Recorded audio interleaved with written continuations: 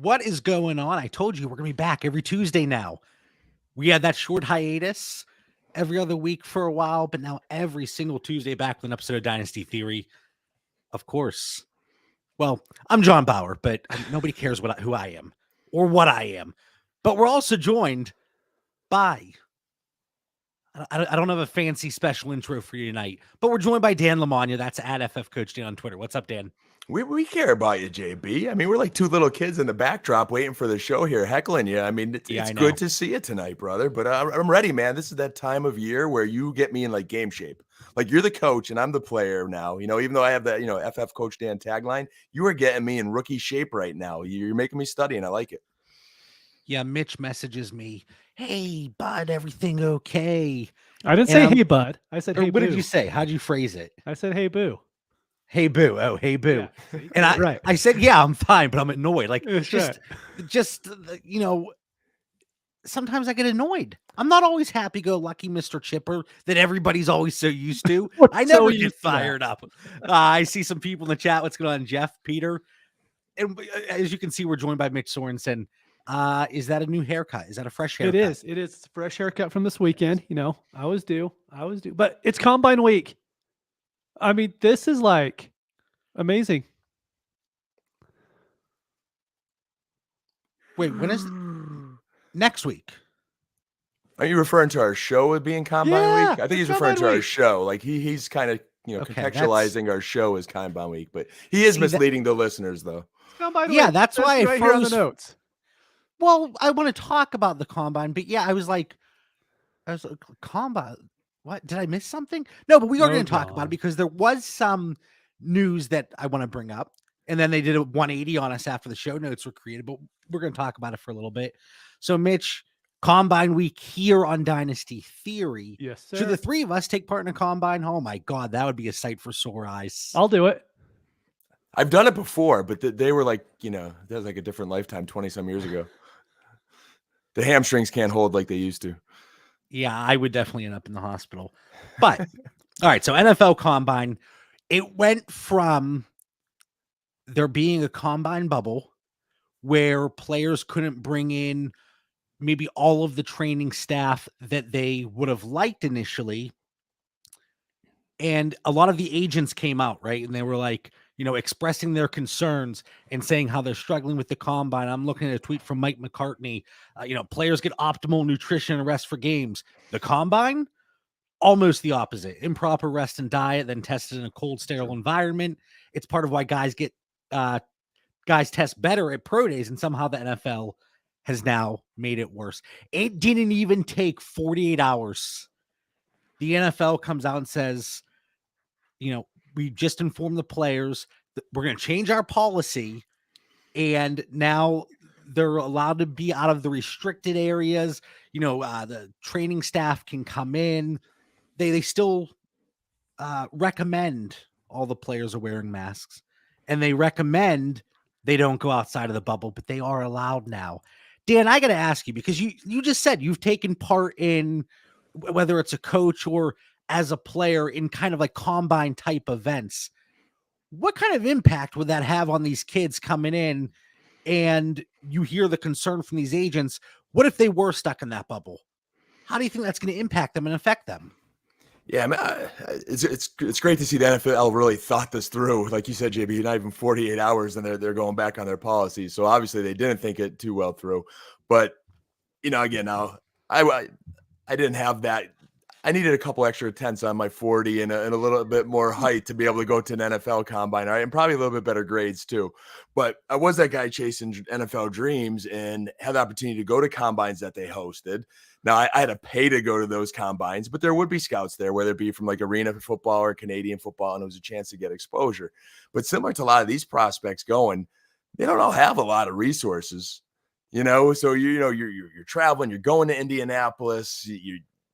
It's as McCartney said, it is the opposite, as far as rest and diet. I remember I was in the best shape of my life, benching 2.25, 14 times. Body fat was down, running good, training, doing all the things I had to do, short shuttle, training for it. I got sick the night before in the hotel, lost weight overnight.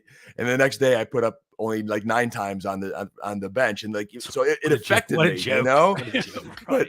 But like for these kids, I mean, it's similar. You're putting all these restrictions and all these parameters around it, and you're not going to get max exposure when, like, why can't I just do this at my own pro day and have, get a good night's sleep at home, have everything going for me. So I'm glad they spoke up in this case for the college athletes and putting them in the best situation possible.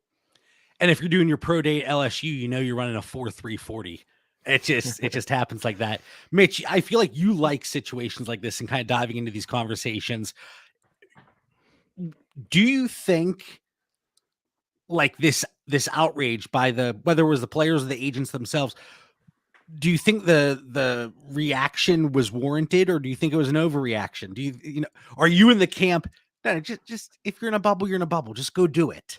No, I think if you ever have leverage as a player at any time, you should take it. And I think this is the one time to where prospects could come out and be like, look, you guys could have the combine. You could talk about it for months leading up. But if you're going to make me try to perform to where I'm not going to do it optimally, then I'm just not going to do it at all. The NFL cares about ratings. The NFL loves the combine. I mean, there's a reason why everyone watches it for 5 days here. It's, running around in shorts, but we all get jazzed up for it. Even in Dynasty, we're like, don't worry about the times, they're overrated. Watch the film, see what's on it. Look at these analytics and everything. And it's like, but Burks just ran like a 4.23 or something, you're just like, well, and I don't know. I think the NFL had to make a change because so from like the Super Bowl to week 16 or whatever it was, they didn't have a single person test positive with COVID. And then all of a sudden they're going to tell every prospect coming like, no, we need a bubble now. Like it just didn't make any sense at all. Then for these, sorry, JB, like for these kids too, I mean, some of them, they need this day. You're going to be in front of coaches. Those stats, we're not weighing maybe certain things so heavy in the dynasty world, but for them, man, it could be a contract. It could be an opportunity. It's draft status. When I first posted this in the Discord that the NFL did this 180 and kind of, as Tom Pelissero reported, the bubble has burst. Dan, right away, you jump in. JB, are we surprised by this? I don't think any of us were surprised. And it goes back to what Mitch said. The NFL is a business. It's about generating revenue and bringing money in. How are they going to do that if, we're all stuck watching Joe Schmo take part of the combine? No offense to Mr. Schmo, but we're missing out on the, just throwing names out there, the Breece Halls, the Traylon Burks, not to say they would have sat out, but you're missing out on those higher end, especially dynasty assets for our purposes. That's not going to be good for ratings. So I think they had to do it. And, I think very little of it initially, or when they corrected it, really had anything to do with player safety. No, of course not. It didn't. And I don't think anybody thinks that. If you look at just real quick, you take a look at it. The NFL says, no, we want a combine. The rookies are they want a bubble. And the rookies go, no, we don't want that bubble. We just want to do our thing. Why would the NFL be like, no, you guys stay in the bubble? Like, the NFL's going to be like, fine, if you guys want to do it, then do it. Right. Last thing I want to touch on here, and I threw a tweet out about this whenever this first kind of started taking off. If you are a 2022 rookie believer and you have the picks already, you have 322 first, and you're looking for them to gain value, right? And whether it's to make the actual pick, wait for it to be on the clock and move it for a veteran, look to move back. You need events like the combine to help raise the value of those picks. Then on the other hand, if you believe in this class but have not gone out and acquired these picks, you might be a little disappointed that this has happened. Oh God, I know Mitch, Dan, and my 9 other league mates, they think this class is horrendous as is. Now there's not going to be a combine to see all these guys walking around in short shorts, because we know Dan's going to get excited for those workout videos. We know if we see a 6-pack, holy cow, shooting up the draft boards. But I think there certainly were dynasty implications when you look at the combine itself. It's one of the big events of the offseason. Hey, That's a speed great moves. take. Speed wins in the NFL, man. Come on. Hey, you rock that shuttle run. You crush that 40. Chris Olave puts up some great times. I mean, it can bump some guys up a little bit. It's going to create a little dynasty excitement in our rookie pick. So I want to see those times. Well, just think about, and I think it was the only event he took part in, but Alberto. He runs that phenomenal 40. And just because of that, he ends up going what round did he go in the NFL draft? It's slipping my mind right now.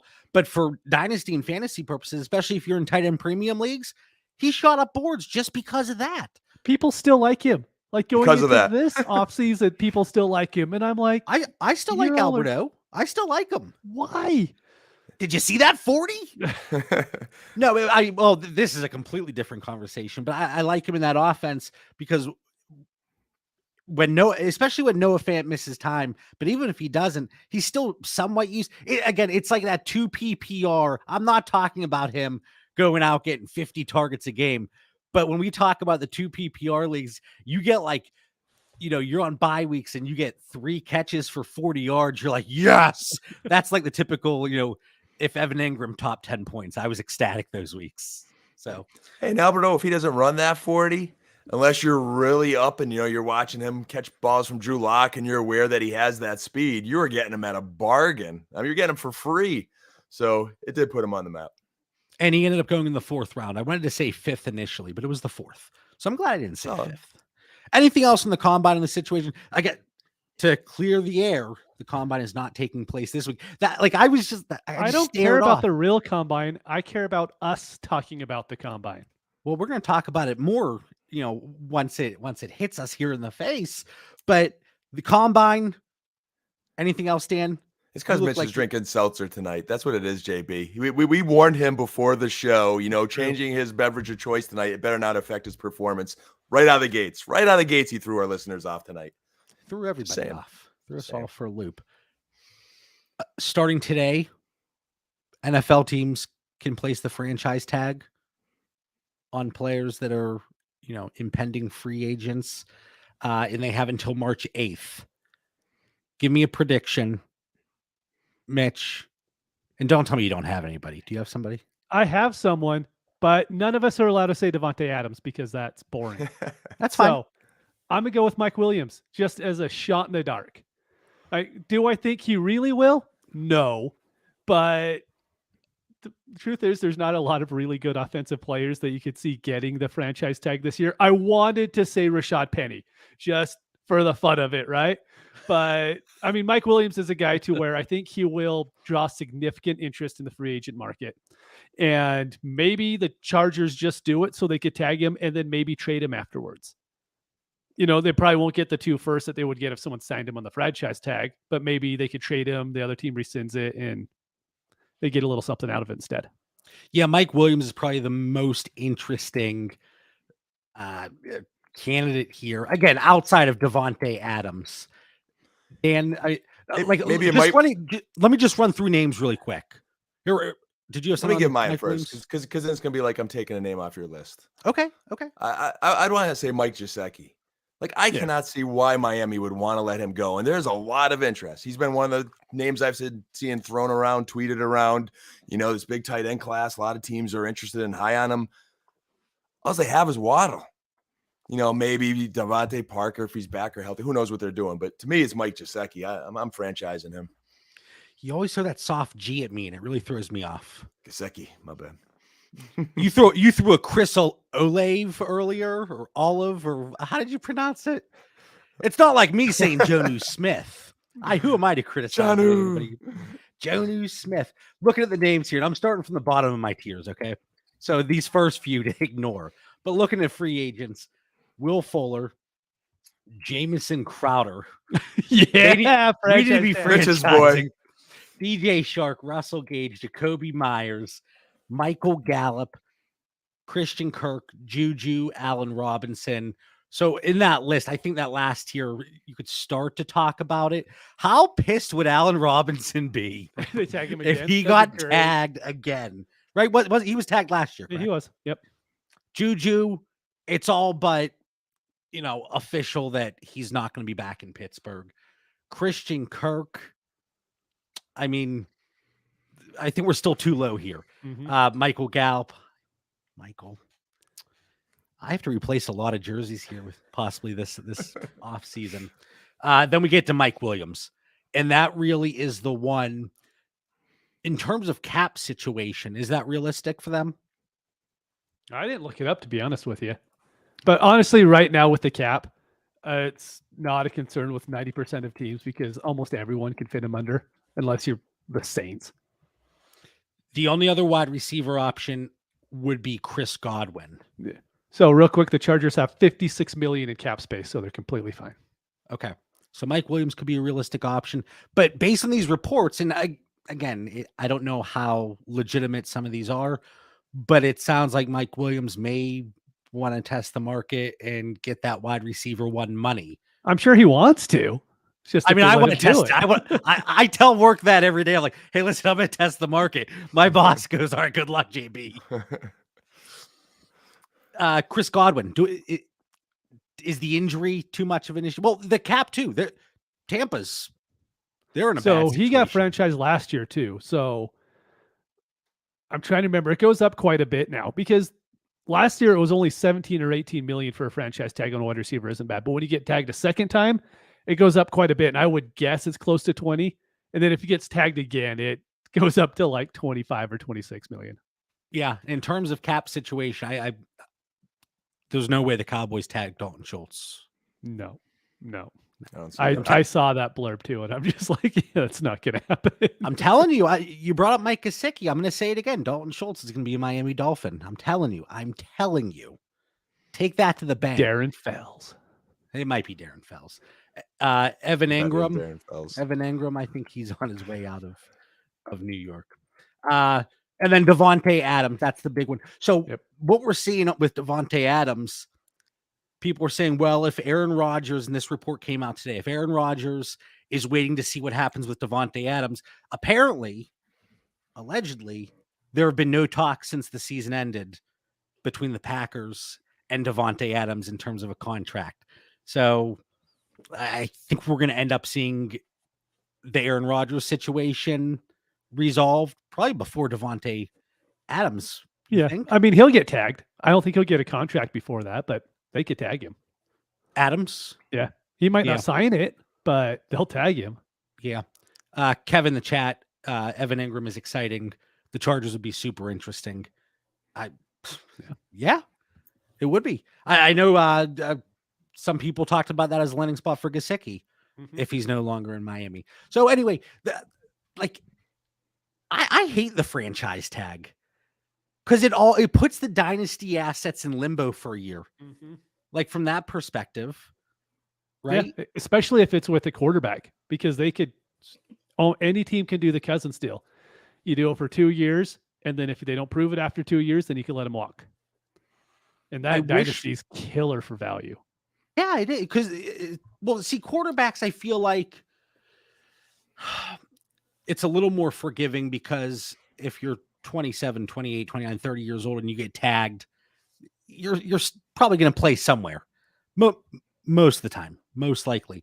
But if you're a running back and you're 26 years old, and you're getting tagged, your value's in limbo, and it's like there's a lot of question marks there. So especially for running backs, I hate the franchise tag. Get rid of it. Looking at running backs, there's nobody. Like, you have to go down to the Penny, Fournette, Edmonds, Connor. They're getting tagged. Yeah, they're getting tagged.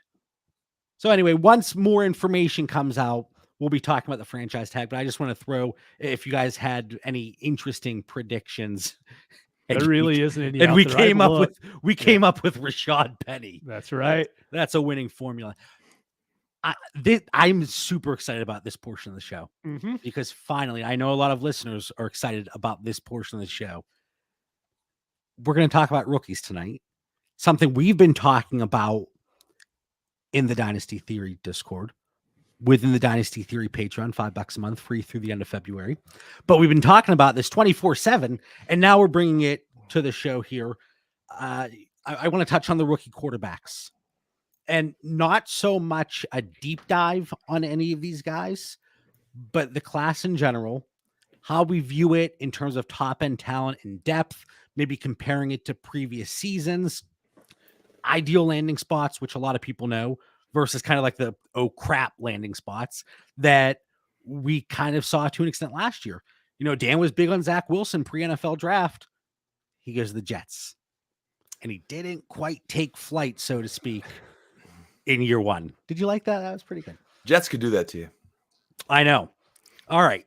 So this class in general, Mitch, hit me with some facts. Hit me with the truth. How are you liking this quarterback class shaping up here? The problem is there just isn't an elite player in the class. You could hope that Willis has the ceiling to be a Pro Bowl caliber quarterback, right? But it's like his ceiling. It's nothing you'd expect to happen in the first year. And I don't think there's another quarterback right now that's in this class too. You could be like, he's going to be a good starter his first year. And that's the problem is previous years we've had Murray, we've had Herbert, not Herbert, but we've had Burrow. There's people we could buy into that were like, this is going to be a good starter. There's no one I feel comfortable drafting at the 101 in a superflex draft right now. I don't care if they go in the top 3. I just don't have any faith in them. Even Herbert was a good example, Mitch. I mean, even though he was kind of meant for that moment, then the luster kind of faded a little bit, but he still had the tools and there was still a lot of positives. Mm-hmm. I feel like the starting point is different in this draft. So last year it started with Trevor Lawrence. And then, went to, I think we landed at probably Trey Lance's number 2. We were back and forth on Lance and Wilson. Now I feel like it starts at Trey Lance with Malik Willis. The Justin Fields disrespect. Wow. Yeah. I was disrespecting him last year too. I'm probably still doing it there. So there's the 4th, and then Mac Jones. But the starting point was so much higher. And then you worked your way kind of those guys here. It's like it starts at Malik Willis and then it falls off a cliff. With some potential, some guys with potential, but it's. Yeah. I think the issue, not only what Mitch said, it's that high end, just locked in prospect. And, whatever we saw from Trevor Lawrence in year 1 doesn't completely eliminate the fact that he was, as people saw it, generational prospect, right? Mm-hmm. And we just don't have that. And typically, especially in super flex leagues, it's running backs and quarterbacks that really drive the value of a class. And that's what we're seeing certainly with 2023. But with 2022, Malik Willis has that ceiling, but it's kind of like, Trey Lance went to a great situation, a sound organization. Did he get the chance there in year 1? No, but we were able to kind of ignore the limited sample size we had on him in a conference with lack of competition. And now we're kind of getting that with Malik Willis, with the competition, playing more games than Trey Lance did, but that's going to be in the back of people's minds. But then he went out, had a great practice week at the Senior Bowl, performed decently well, at least enough that people think he rose up NFL draft boards. And then the Steelers are possibly a prime landing spot from reports. And if that were the case, I think those early picks, they do rise in value because it kind of goes back to Trey Lance to San Francisco, Malik Willis to a sound and stable Steelers organization. So real quick I think one of the best things this time of year is to listen to both fantasy and NFL podcasts. 100%. Because if you look on fantasy Twitter, everybody was like, Malik Willis is rising in value. But if you listen to the NFL guys, they're all laughing it off. They're like, no quarterback rose in value after that Senior Bowl. And they were just like, it just not enough happened for anyone to rise in their view. So Malik Willis, really quick, mm-hmm. the safe, we look at these prospects and there's always the opportunity that a player comes out. We kind of talked about this in terms of wide receivers in the Discord earlier tonight, but a player comes out, completely falls flat in year 1, and the fantasy community, the dynasty community is completely out of them. But Malik Willis presents that opportunity with the rushing upside, the rushing floor. And that's what's going to bail him out. And it's the type of quarterback that should be able to produce fantasy wise, even behind a poor offensive line. And you know the way I look at these things. Dan's grinding the tape. Mitch, I know you're certainly in the middle, but probably more towards Dan's side. I'm looking at it from a number side. And analytically speaking, games played, pass touchdown rate, interception rate, touchdown interception ratio, your yards per pass attempt, rushing college dominator, even 40 time to an extent. Just don't be worse than 4.8. Like, you don't have to be a blazing stud, but just don't be slow as molasses out there. But from a threshold standpoint, Malik Willis, he checks every box with the exception of the interception rate. What if he's a day 2 pick? Then I don't want him. That's the thing, though. That is the last piece to the puzzle for most people in the analytics community. I don't think he slips day 2, but again, I'm just a Joe Schmo sitting here talking, in the basement. But I like that Mitch said, like, he didn't rise. Like, if you listen to NFL guys, he didn't rise. But I think he still is what he is. Like, I think he's a day 1 guy. I think they still like him. I don't think he had a rise. Like, Trey Lance rose last year. Again, smaller sample size, like John said. Malik Willis has played more games. But I think he's a heck of an athlete. He's got that run ability, like John is mentioning. Yeah, I see him as a fantasy asset there. So I won't break it. I'm going to turn it back to you, John. I could talk more about Malik Willis, but... Well, let me rephrase. I know you were going somewhere. Let me, because I do think Mitch is right, saying the NFL guys and women saying that he did not rise in terms of the NFL. But it's great to hear that a team has fallen in love with him, and that those are the reports coming out. But you know me, and looking at the data and the spreadsheets and the rookie information in terms of rushing college dominator, in looking at quarterbacks that have gone first or second round since 2017. He's only behind Lamar Jackson and Jalen Hurts. And even Jalen Hurts going in the second round, we know the story with him and the shifting values, but he meets that threshold clearly. So did Patrick Mahomes, so did Deshaun Watson, Kyler Murray, Josh Allen. And those are all guys, even Josh Allen. And I'm not saying any prospect is going to come in with question marks and have a transformation like Josh Allen. He is an outlier of outliers. But beyond Joe Burrow and Justin Herbert, looking at rushing college dominator, every other quarterback was above that 25% threshold. And I know some things might look differently on tape, but that's the way I'm looking at this. That's the way I'm looking at it. Mm-hmm. Mitch, you're making faces over there at me. No, you're good. We said we're not going to break down a prospect, but 10 minutes here we are into Willis, but it's all good. The only thing I was going to say is, before we get completely off track, comparing, one of your questions is, how does the talent compare to previous years? I think a good way to look at it is 2019. You take Kyler Murray out of it, a lot of these guys kind of remind me of Daniel Jones, right? I mean, not as a prospect, but kind of what we're looking at going into it. There was no one after Daniel Jones. And so 2019 was actually a really, really bad quarterback draft that no one wants to talk about. And that was just 2 years ago. So as much as people love to kill it, and I'm sitting here saying there's not a top end guy, this draft is already going to be better than anything that happened in 2019. Or it's the same thing over again. With could be. So if Malik Willis is the Kyler Murray of this draft, all right, because I'm a little sour on Kyler. All right, let's say if Malik's your one guy, we know I believe he's going to be a dynasty asset, Malik Willis. After that, I don't know if there's a Danny Dimes here. I still have a little hope for Danny Dimes. The way I look at it, you're comparing it to 2019. I like that comparison, and I think that could be a realistic range of outcomes for this class. But we saw, like you said, Kyler Murray, the top of the top. Mm-hmm. And then you start to go down a little bit. You had Dwayne Haskins and Daniel Jones fighting it out for that 2 and 3 spot. And then Drew Lock.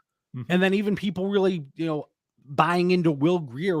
So I think the top is lower, but there's more guys in that mid-tier, mid to upper, that would fall between Kyler and Haskins or Kyler and Jones. It's like these guys have higher floors, but they don't have the high ceilings. I think that's fair. I think that's fair. And yeah, let's not break down a prospect, but let's spend 14 days on Malik Willis. All right. So we talked about the class in general, the floor, the ceiling. Everybody knows that. Can I ask you, Mitch? I want to ask you something, because you and we had talked about Matt Corral a good bit just between the two of us. Is it hurting him from a dynasty perspective, value-wise, and maybe even an NFL perspective a little bit? We haven't seen him play in any sense in quite some time. Whereas we saw Pickett, Ritter, Howell, Willis, Zappi all get on the field during the Senior Bowl and just interacting with the coaches and during that week at practice. Is that hurting Corral a little bit from a hype perspective? I think dynasty-wise, without a doubt, he's kind of the forgotten guy right now, to where he could still be the first one drafted. But everything I've seen and read about him is it's all about the interviews, because so much of that offense was like, hey, go do this. And he did it. He did it very well. Right. But now it's going to be if he could do the board work that every team is going to ask him to do. And that we won't know. And so if he ends up dropping in the draft, I think we'll have a really good idea why. Yeah, looking at it before I turn it over to Dan, because I want to get Dan's perspective. And I think we've talked about this in the past. This is what, our third offseason together, fourth offseason. Oh my goodness, fourth offseason. I can't believe you guys tolerate me still. But how important those interviews might be, because I do think there is a sense of importance, especially for the quarterback position. These are the guys that are leading your team. But from a numbers perspective, again, that's the way I look at it. He does have a few areas that he's not necessarily checking the box. His passing touchdown percentage a little bit lower, still over 6, but I mean, that's on the low end for, college numbers. And then over 2.5% pass interception. It's like a Sean Connery there, a pass interception percentage, pass interception rate.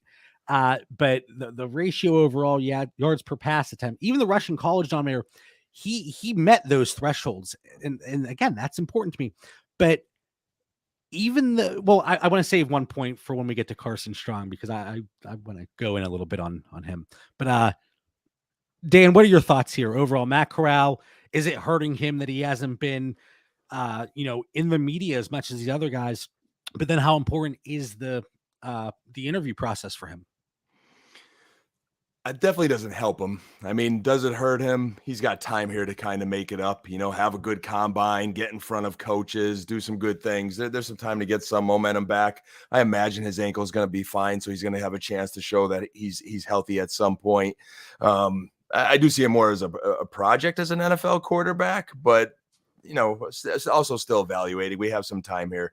As far as the interview process, I'm very intrigued by the interview process. And that also goes back to, who's doing the interviewing. Do these NFL teams know how to interview these prospects? I mean, we talked about Dwayne Haskins.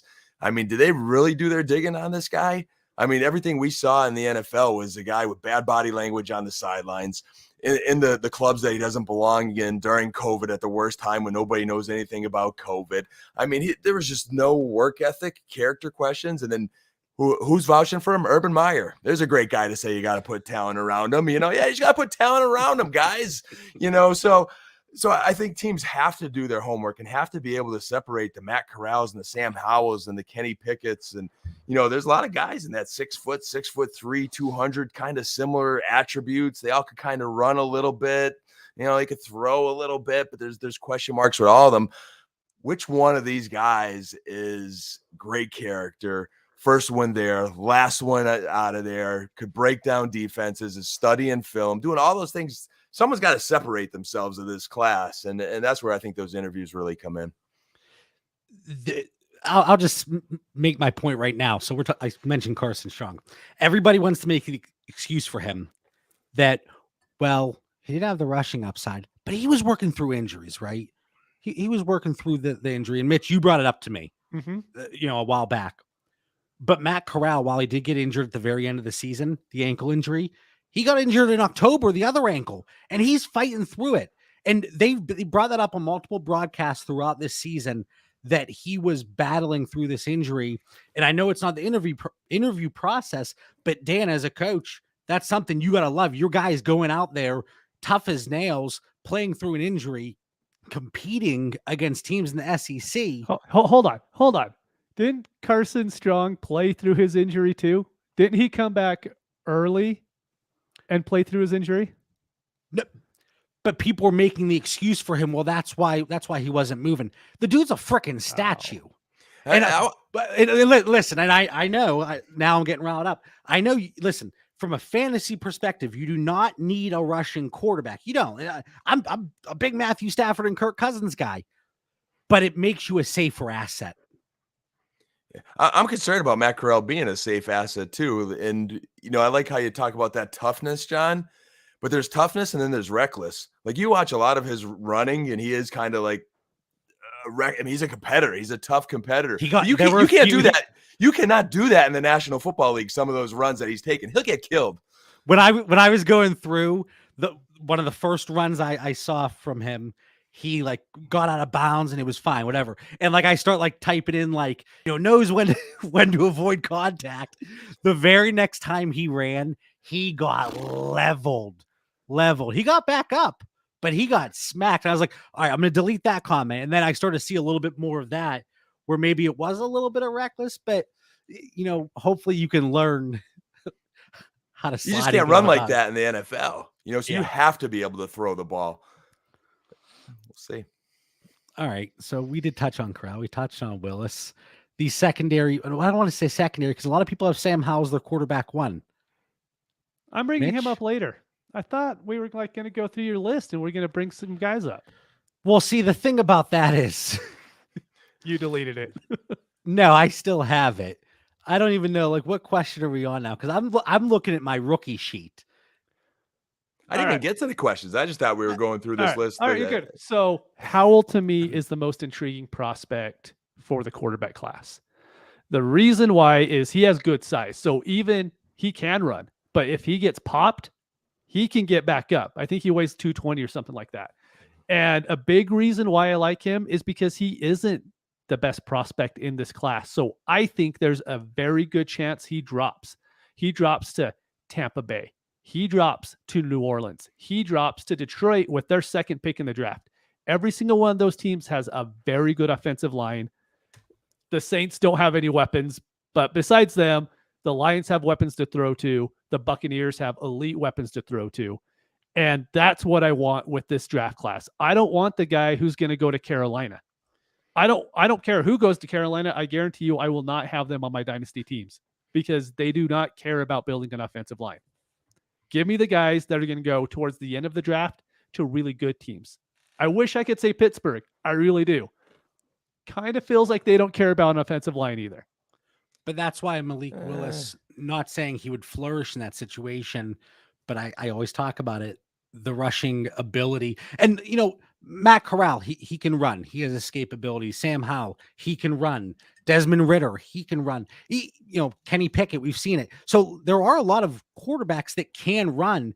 And even Carson Strong, while I do get on him that he doesn't have that rushing upside, he has, I think he has, and this isn't a pun by any means, but he has a somewhat strong pocket presence and he's able to maneuver around the pocket and, make some, gain some additional time there in the pocket.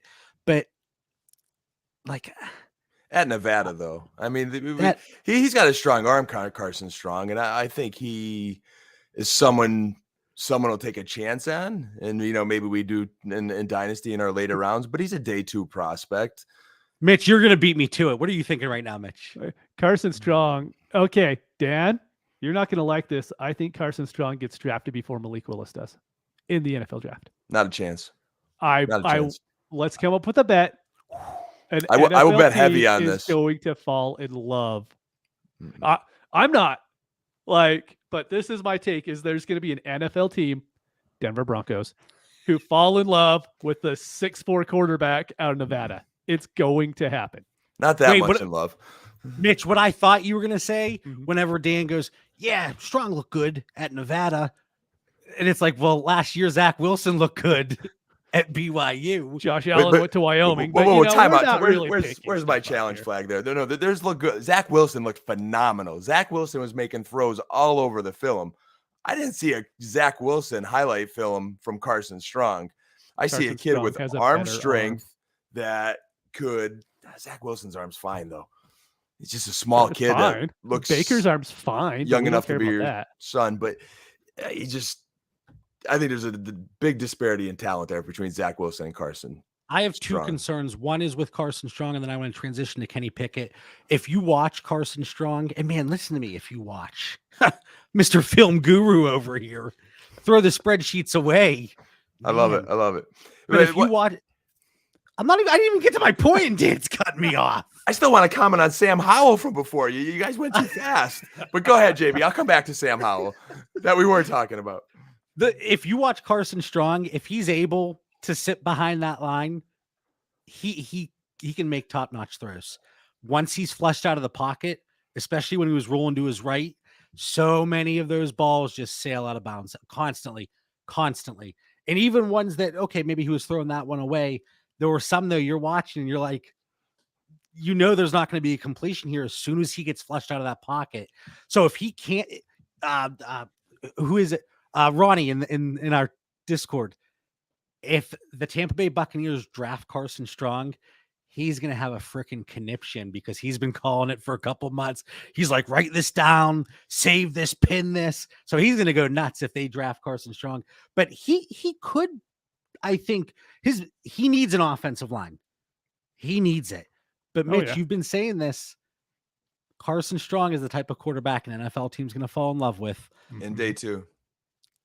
I agree. If I were a GM, and I know any team would be they would be dying to have me as their GM. We'll take Keyshawn Vaughn in the first. Thank you. That's right. But Carson Strong wouldn't be my first round pick. Malik Willis is the guy. Wait, we're going back to Malik? If Coach Tomlin says he wants him, don't we believe that too? They said they wanted Najee last year. It went Najee. I think there's something there.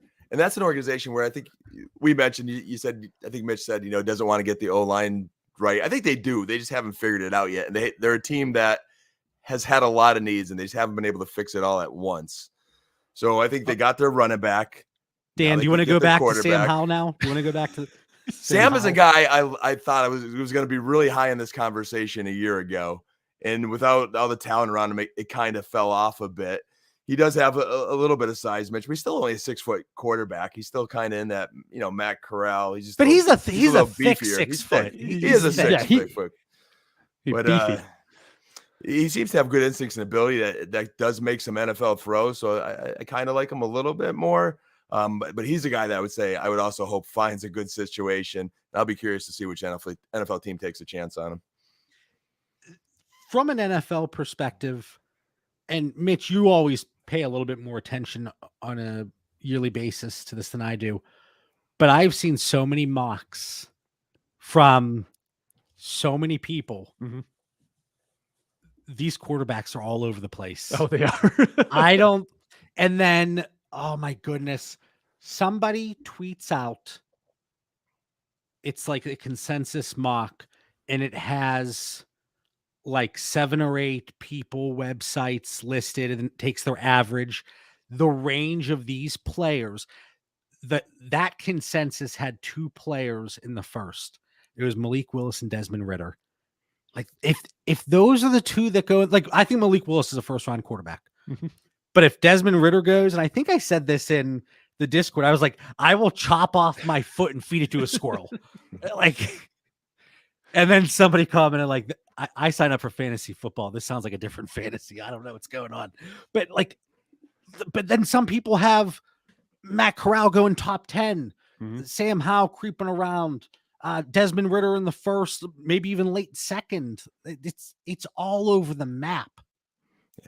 I see Kevin in the chat there says he sees the Steelers talking an awful lot about Rudolph and Haskins. I think that is nothing more than talk just to try to, give them some sort of leverage that they don't have. They've somehow got to trade up from 20th, and it's a matter of how far up could they get before someone steals a Malik Willis from them. But I truly believe they're going to go after him, and John Bauer is going to have a Malik Willis jersey behind him next year. That's my prediction. My first ever Steelers jersey on the wall. I could see it. Might happen. But not only a leverage standpoint, but let's say you get stuck with you miss out on these quarterbacks.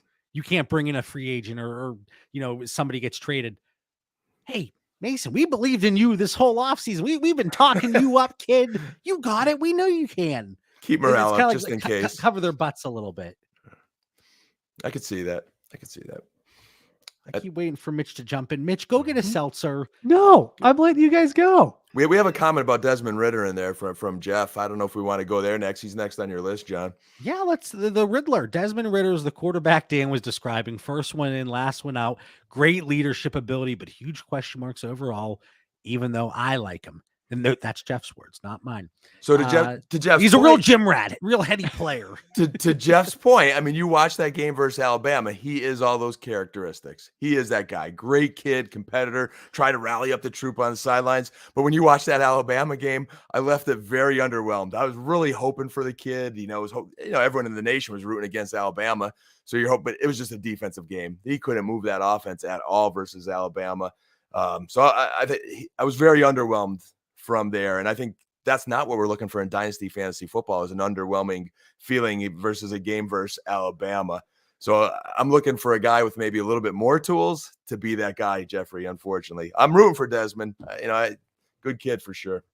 If he goes in the second, I mean, that's my rule here. If they go in the second, I'm not taking them anywhere in the first round of superflex drafts. I don't care. And the interesting part here is going to be, and I posed this question a few times, but let's say Willis, Sam Howell, and who did I say? Willis, Howell, and Corral go in the first, okay? And they're okay landing spots. It's Washington. I know Denver's seen as a good landing spot, but let's just say it's 3 okay landing spots. And then in the second, Ritter goes to the Steelers. And Strong, and I forgot about Pickett. He goes in the first somewhere too. We'll get to him. And then Strong goes to the Saints. How much are those landing spots for the second round quarterbacks going to impact how people see it? Like me, draft capital is it's going to be king. If they don't go in the first, I'm not going to draft them. That's fair. I'm going to spend my draft capital on wide receivers and running backs at that point. I'm going to let everybody else try to get the Eason sticks of this draft. I just really don't care if they don't get drafted the first. Maybe if one goes 202 to the Lions, maybe I can see it because maybe someone fell at the end of the first.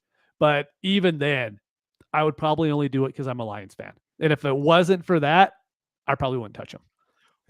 Since 2017, we've only had a handful of quarterbacks taken in the second. Kyle Trask, Deshaun Kaiser, Drew Lock, Kellen Mond, and Jalen Hurts. And even with the Eagles going to the playoffs, even with Jalen Hurts being a fantasy darling, his value is still in question. Yep. We're concerned about his long-term value. And you look at a kid like Desmond Ritter, who doesn't run like Jalen Hurts, and some of those throws on his highlight film aren't completions in the National Football League. They're like barely completions. Receiver made a great play. It's, just barely made it over a defender. They're not completions in the National Football League. So how much better could he be? Not sure, but not confident. Yards per pass attempt, okay? Again, going back to 2017. This is my new 2003, okay? Going back to 2017, yards per pass attempt above 8. Okay, so let me just go through this list. Above 8. Lamar Jackson, Justin Herbert, Patrick Mahomes, Malik Willis. And this is just first or second round draft capital. Kaiser, Trubisky, Darnold, Murray, Lawrence, Hurts, Zach Wilson, Watson, Haskins, Trask, Corral, Burrow, Howell, Justin Fields, Mayfield, Lance, Mack, and Tua. So again, there's misses in there. Are my numbers boring you, Mitch? No, you yawned before the show, and I can't stop yawning now because you started this. I'll tell you. The guys that have fallen below 8 or below, Josh Rosen, Jordan Love, Drew Lock, Kellen Mond, Daniel Jones, Josh Allen is the only outlier in this group. So it's not a large sample size, but he's the only one that has just made tremendous strides. And then Desmond Ritter, Carson Strong, and Kenny Pickett fall in that category as well. So I know a lot of people, they think about numbers, they think about analytics. It might as well be voodoo, right? I bring up something and Mitch and Dan are like, no, that's fake. That's not real. I mean, There's some good numbers up, there. don't bring up Michael Carter. I swear to God.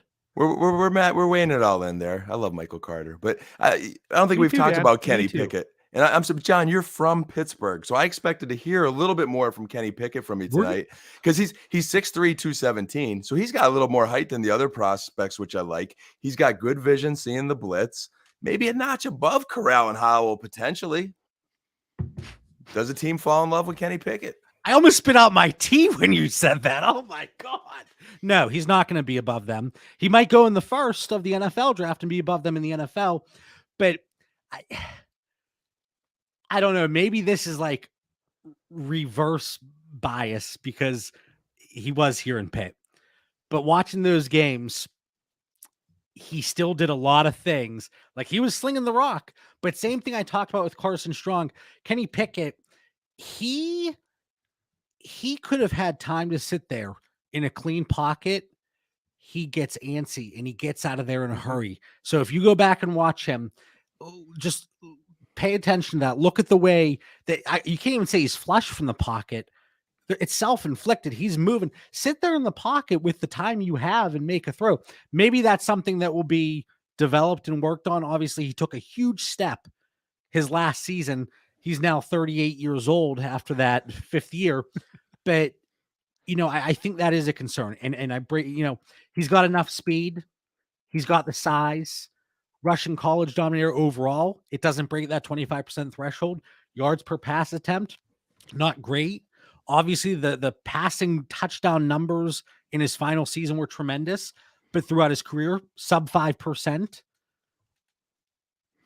And I guess, he would fit in the category for me too. Again, we're just starting this process. I do want to watch a lot more Kenny Pickett film. You mentioned we're just starting this process. You mentioned I'm saying there's a lot more film to watch here, but with Pickett, you mentioned him. Sometimes we're getting out of the pocket too soon. Some of what I've watched him. He's picked up some blitzes good. So is it something that's correctable? Again, what's the talent around him? What's the coaching like in Pitt? How does he interview? There's a lot of questions to be answered. I don't draft quarterbacks with happy feet that come out of college. I just don't. I think that's the one thing that we've seen it happen in rookies to where they get sacked a lot the first year and they never recover from it. When it's already happening in college, I'm extremely scared about it. What were you saying, John? No, and that's a great point. It ties into what I'm saying. So it is a great point because it agrees with what I said. So it's got to be a great point. But with Kenny Pickett, you got to remember that final year he had Jordan Addison to throw the ball to, who is, barring something crazy, he's going to be a first-round pick in 2023 in the NFL draft. Jordan Addison, wide receiver out of Pittsburgh. I mean, he's not a sleeper by any means. It's not like, but if you're not, watching the college games, looking into the stats, then maybe you haven't heard of him. But, a tremendous asset for Kenny Pickett. So just keep that in mind as well. But I don't know. We'll get to a few final points here. Question for both of you. Question for both of you. Taking Willis out, let's say Willis doesn't go to one of these two teams. Any of the other quarterbacks goes to Houston or goes to Carolina. How highly are you going to rank them? They're going to have the draft capital. Is that going to have you raise them to be a top 5 pick? I am really pushing myself, and I did it last year. And I was very happy with the corrections I made to my pre-draft versus post-draft process. I was very happy. 2 years ago was the crash, the bang heard around the world, right? Keyshawn Vaughn. But then going to last year, whether it was quarterback, running back, wide receiver, tight end, landing spot was something I was trying to completely stay away from in terms of how it altered my evaluation of these players. The only time that I did change was the draft capital itself, which that's no surprise. I don't try to hide that. So my goal is whatever I have coming in to stay the same if they have that first round draft capital. Now, if they slip to the second, or let's say Ritter gets up into the first when I don't think he's going to, there's going to be upward movement then from Ritter. So are any of those guys going to be a top 5 pick for you in a superflex draft if it's not Willis? Ritter. Probably not. Like if So really, before Dan dives in, because I'll be quick. Corral. I'll be quick. Mitch JB's getting like Mel Kiper right now. He's just sabotaging the show on these big like 6-minute rants. Sorry, go ahead, JB. I told you guys, and I told the guys in the Discord that this weekend I am the best man at my cousin's wedding. And somebody said, "What's the over/under on JB's best man speech?" And they said 40 minutes. They were taking the over. No, I'll be quick. But Matt Corral, if he gets first-round draft capital, he's going to be my top 5. Okay. Oh, if he goes to Carolina and Houston. Oh yeah, because you're not changing because of that. Never mind. Nope, I'm still good. I'm still good with him. Okay. Dan? Yeah, so like trying to specifically answer the question that Mitchell asked. Thank you. So if he went to Houston, like there's no way they're taking a quarterback at 3. So they could be that team you talked about, Mitch, at 37, like the way the draft falls, maybe getting a quarterback.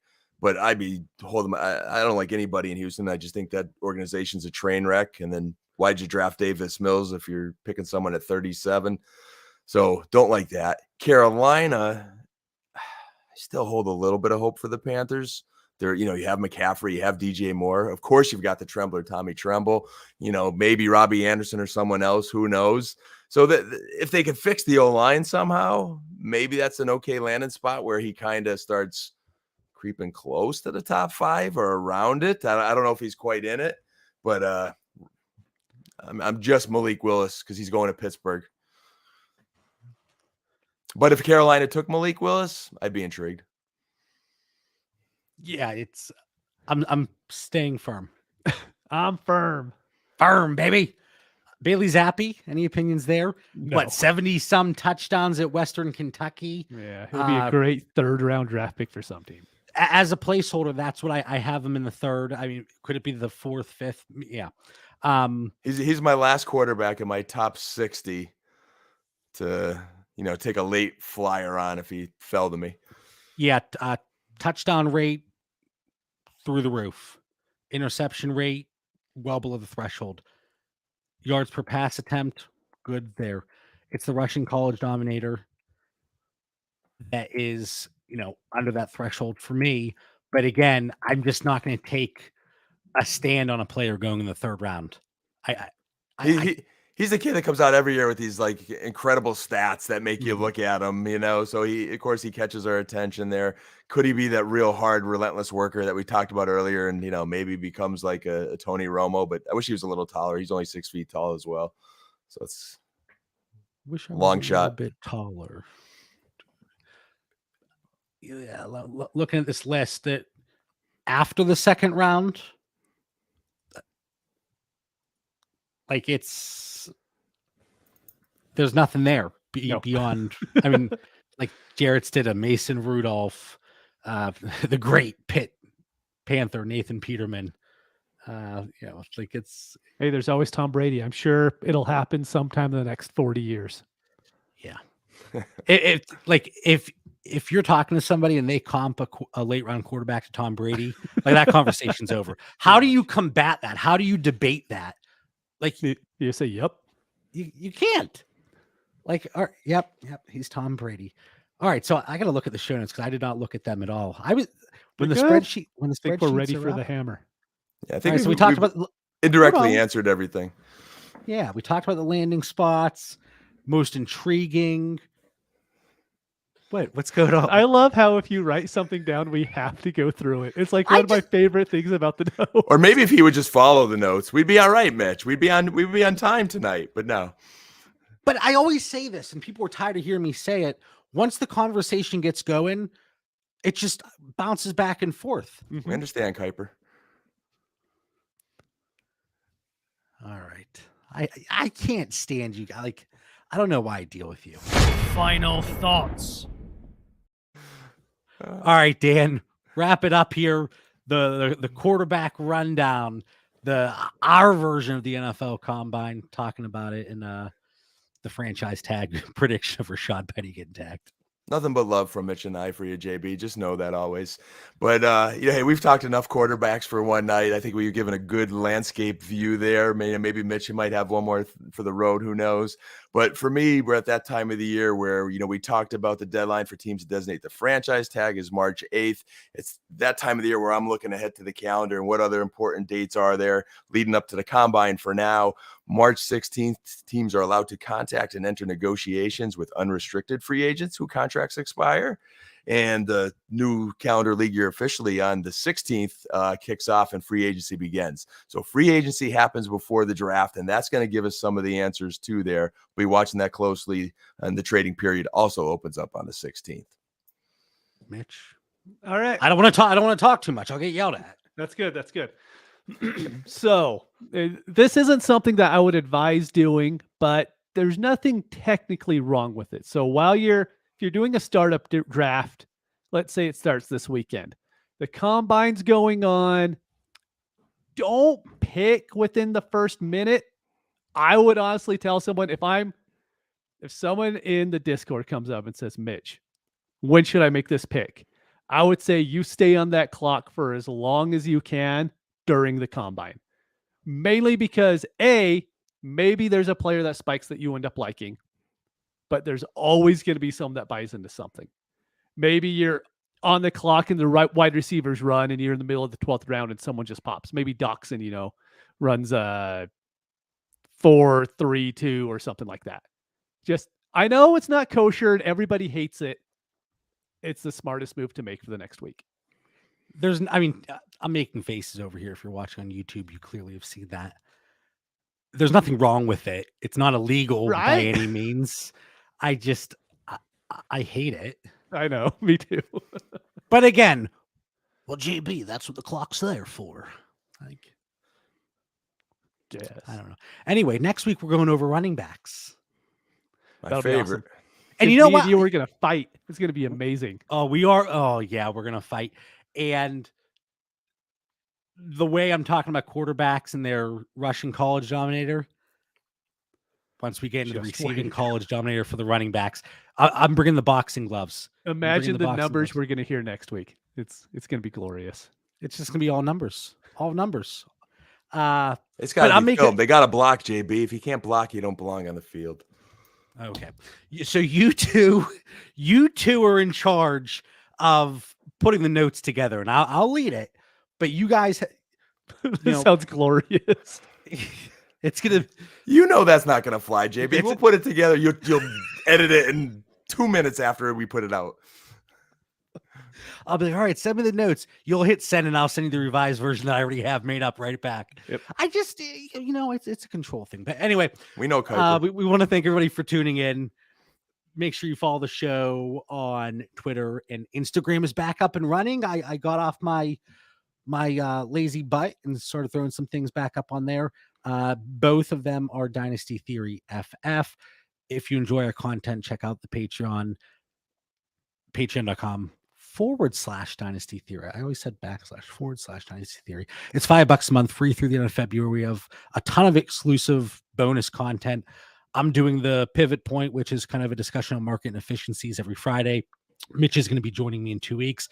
Dan just did part 1 and 2 of the dysfunction rankings, all 32 teams. I know a lot of people on the Patreon had fun with that one. So make sure you check it out. There's a lot of good stuff going on.